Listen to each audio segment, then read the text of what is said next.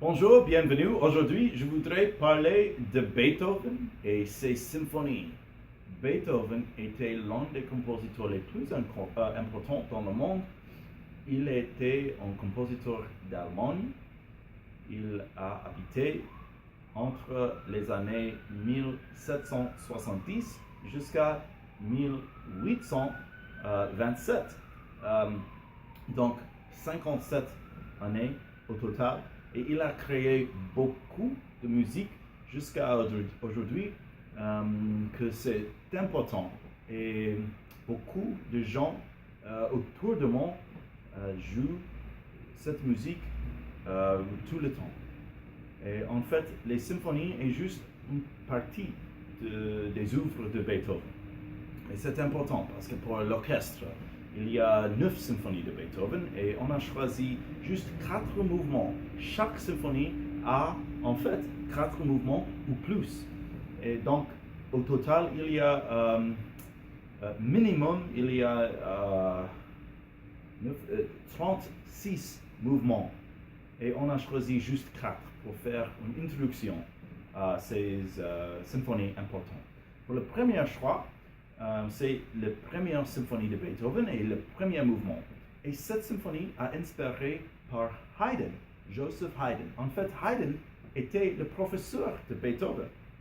Et Haydn a écrit 104 symphonies, en fait.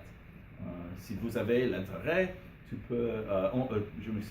pouvez chercher pour les symphonies de Haydn.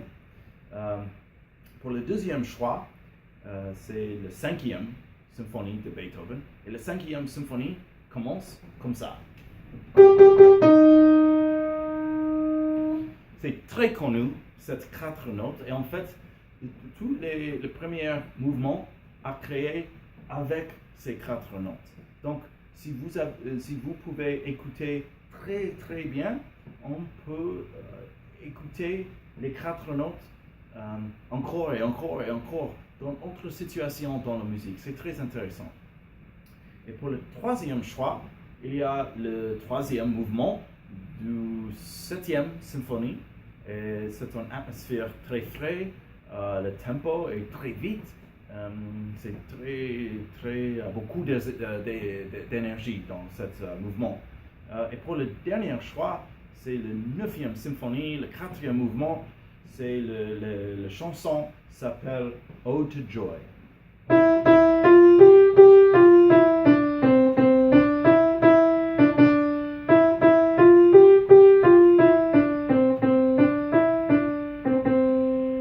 Et en fait, Beethoven était un humaniste et il a créé ce mouvement pour la paix dans le monde.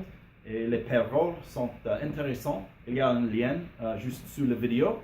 Et dans cette symphonie, Beethoven a écrit cette chanson pour tout l'orchestre, tous les chorales et aussi 4 soloistes. Et c'est une très grande expérience de voir et aussi d'écouter. Donc quand vous écoutez les symphonies de Beethoven, peut-être vous pouvez écouter pour les instruments dans l'orchestre. Par exemple, les cordes, les vents, les cuirs, les percussions, etc. Et il y a une autre vidéo dans cette même playlist avec tous les instruments dans l'orchestre. Et j'espère que vous avez un moment de voir cette vidéo aussi. Et comme d'habitude, mettez le commentaire sous la vidéo et des questions, etc. Et j'espère que vous appréciez les symphonies de Beethoven. Merci beaucoup.